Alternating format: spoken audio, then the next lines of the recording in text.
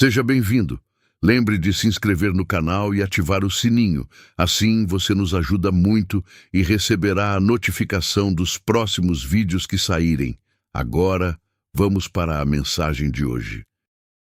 A vida terrena representa para todas as almas que aqui encarnam de século em século, com algumas exceções, o melhor, se não o único meio de poderem todas alcançar os degraus da escala espiritual que se encontra no porvir de todos os seres. A vinda das almas a este plano físico obedece a um plano sabiamente elaborado desde os primórdios dos primórdios, para que as almas já merecedoras de cursar esta escola aqui aportem, vivam, estudem e assimilem as lições que lhes forem propostas pelas circunstâncias.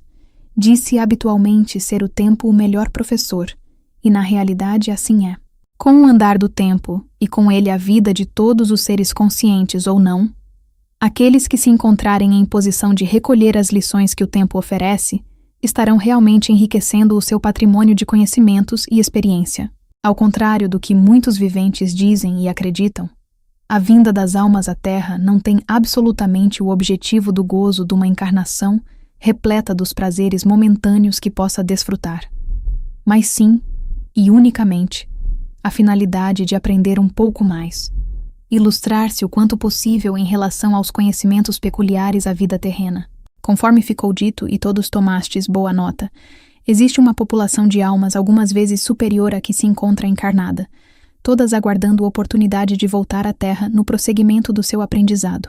O que muitas almas encarnadas não chegam a compreender devidamente em relação à sua presente existência no corpo, por se encontrarem imersas numa trama de interesses puramente materiais, as almas desencarnadas o compreendem perfeitamente, que é a oportunidade de progredirem um pouco mais no caminho da sua iluminação. Para vos apresentar uma imagem terrena muito vossa conhecida, capaz de traduzir o interesse das almas no prosseguimento do seu aprendizado, eu citarei o fato presente nesta e noutras cidades, e que eu também tenho testemunhado nos dias em que aqui me encontro para ditar este livro. Vejo que uma pequena multidão de jovens desejosos de ingressar nas universidades para desenvolver e aprimorar conhecimentos se movimentam, se agitam, com o objetivo de conseguir dos dirigentes ocasionais providências urgentes para serem admitidos ao estudo. Isto que eu tenho testemunhado representa em boa parte a necessidade sentida também no alto pelas almas desejosas de voltar ao solo terreno em busca de novos conhecimentos. Aquilo que vós outros não conseguis vislumbrar sequer. As almas desencarnadas o sentem duramente. Apenas não fazem como os vossos jovens estudantes. A demonstração que fazem desse desejo é absolutamente ordeira e pacífica, porque feita por meio da oração ao Senhor, por uma nova oportunidade. Mas o Senhor não consegue atender a todos os pedidos que nesse sentido lhe chegam de todos os recantos do mundo espiritual. O Senhor defronta-se desde séculos com o grande problema dos lares terrenos onde possam reencarnar as almas desejosas de uma nova peregrinação pelos caminhos da terra.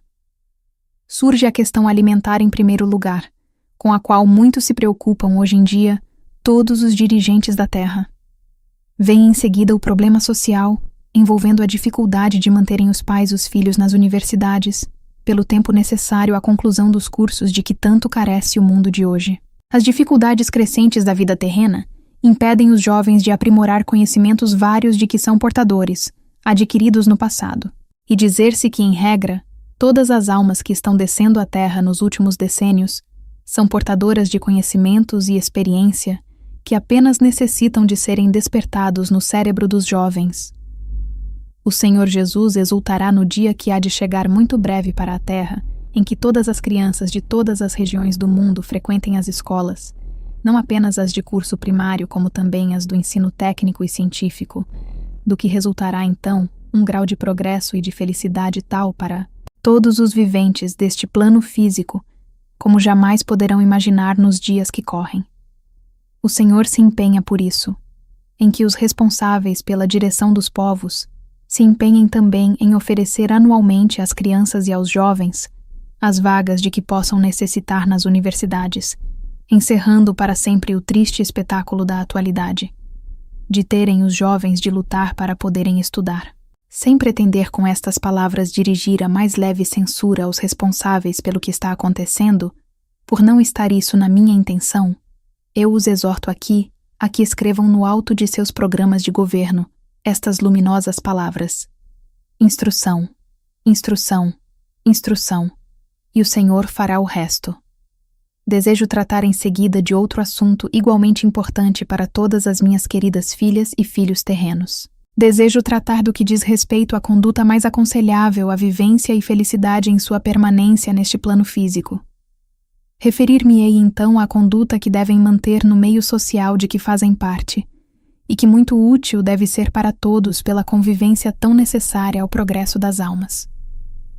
O meio social é constituído, como sabeis, por elementos espirituais de várias categorias, necessitados todos eles da luz e progresso que vieram buscar na Terra. Será então da maior conveniência para todos quantos compõem o meio social procurar descobrir sempre as boas qualidades existentes no seu próximo e proclamá-las sempre que possível, com o que lograrão despertar as mesmas qualidades em outros elementos. A proclamação das boas qualidades existentes num ser humano das vossas relações terá o mérito, não só de as fortalecer e ampliar, como ainda de incentivar o seu aparecimento em seres que as não tenham demonstrado. E todo aquele que ouvir dos seus semelhantes referências elogiosas às boas qualidades de que for portador, por certo se empenhará em procurar desenvolvê-las o quanto puder em virtude do estímulo de que foi alvo. Somente aquele, entretanto, que possuir ou cultivar empenhadamente as boas qualidades estará apto a descobri-las nos outros. É, pois, de grande transcendência nas relações sociais procurar cada um cultivar no íntimo boas qualidades de coração para poder, por sua vez, descobri-las nos elementos componentes do meio social em que vive. Perguntar-me-eis provavelmente: e quais são essas boas qualidades que todos devemos cultivar? A resposta é simples: filhas e filhos meus, que muito quero e estimo. As qualidades principais que um ser humano deve cultivar empenhadamente na Terra podem contar-se pelos dedos, que são, em primeiro lugar, a honestidade em todos os seus atos particulares ou públicos.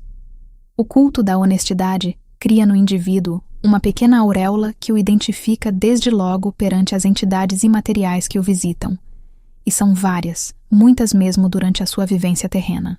A honestidade imposta aos menores atos individuais torna-se em breve uma espécie de automatismo que nenhum esforço requer para predominar em tudo quanto o indivíduo pratique. Essa criatura passa então à categoria das almas honestas por índole em todos os seus atos e pensamentos. Este fato constitui-se com o tempo numa verdadeira fonte de luzes para esta categoria de almas. A segunda qualidade a ser cultivada com empenho pelas almas encarnadas deve ser a bondade para com todas as demais.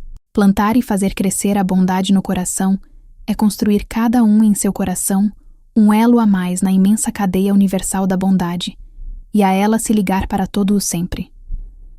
A bondade cultivada pelas almas encarnadas acarretar-lhes-á pelos anos, séculos e milênios, enfora alegrias tão grandes e tão gratas, além de toda a vossa imaginação atual.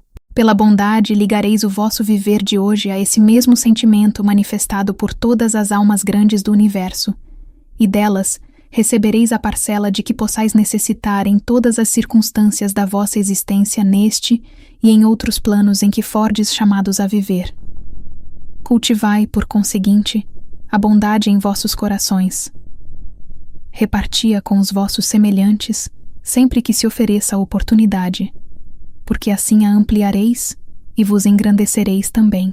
A bondade reunida à honestidade constituem, por assim dizer, a chave mágica que vos abrirá todas as portas e todos os corações dos mundos superiores. Estas duas qualidades insuperáveis aparecem na auréola de todas as almas que as souberam cultivar, como poderosos focos de luz que jamais se apagarão. Cultivai, pois, minhas filhas e filhos queridos, estas duas boas qualidades, sobre as quais havemos de voltar a falar algum dia, quando estivermos reunidos no plano em que agora vivo e desejo receber-vos em vosso regresso da terra. As demais boas qualidades podem ser consideradas acessórias, mas nem por isso destituídas de grande valor. Há, entretanto, uma, pelo menos, que deve ser considerada essencial à vida infinita de cada um. É a verdade. O culto da verdade pelas almas encarnadas deve representar para elas uma espécie de religião. Efetivamente, uma das principais colunas a sustentarem o edifício de uma vida na Terra tem de ser, sem dúvida, a verdade. Dizer a verdade, viver a verdade, proceder em todos os atos em função da verdade, é algo capaz de dignificar uma vida em toda a sua existência. A verdade, assim como a honestidade e a bondade, são hábitos e procedimentos que se incrustam no diadema espiritual das almas, quer enquanto encarnadas na Terra, quer após o seu regresso e permanência no plano espiritual. Ao nos aproximarmos em nossa vivência no alto, de almas ostentando no seu diadema estas 3 características representadas em luzes: honestidade, bondade e verdade, nós as reverenciamos de todo o coração, pelo muito que souberam conquistar através dos seus mergulhos na carne. Essas almas assim dignificadas passaram a constituir ornamento da categoria de espíritos superiores e unicamente voltarão à Terra para desempenhar missão relevante do Senhor. O culto da verdade pelas almas que a ele se entregarem torna-se praticamente automático. A alma cultora da verdade não necessita de produzir nenhum esforço nesse sentido.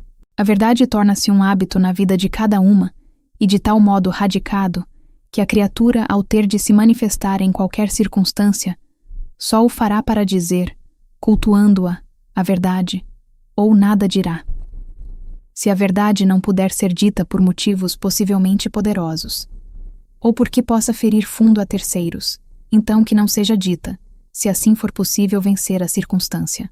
Fazei então das boas qualidades o símbolo das vossas vidas na terra, minhas filhas e filhos queridos, afastando dessa maneira do vosso caminho possíveis obstáculos capazes de produzir sofrimento.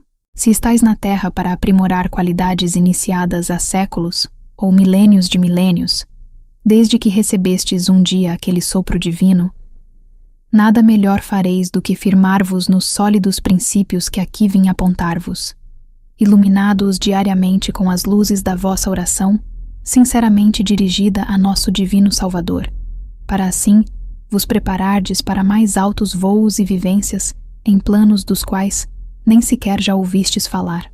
Minha presença através das páginas deste livro, ainda sem o título definido, teve e tem este único objetivo: despertar em vossos belos espíritos o entusiasmo pela vida espiritual com todo o seu luminoso cortejo de felicidade e bem-aventurança. Firmar, então, vossa presente existência, principalmente neste expressivo triângulo de que acabo de falar: a honestidade, a bondade e a verdade, iluminando-o, como disse, com as luzes da oração ao Senhor.